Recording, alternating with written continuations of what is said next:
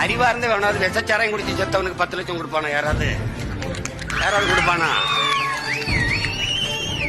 நாட்டின் பாதுகாப்புக்கு போய் அங்க பஞ்சாபில் நடந்த கலவரத்துல 2 வீரன் செத்து வந்துட்டான். 1 ரூபா காசு கொடுக்கல, 1 ரூபா கொடுக்கல. தேசப்பற்ற பேசுற பாரதிய ஜனதா இல்ல தேசப்பற்ற பேசிய காங்கிரஸ் இல்ல இந்த கட்சி திமுக. ஒரு இளைஞன், இந்த நாட்டில் ஒரு இளைஞன் நாட்டின் பாதுகாப்பு படைக்கு போக வேண்டும் என்கிற எண்ணம் எப்படி வரும்?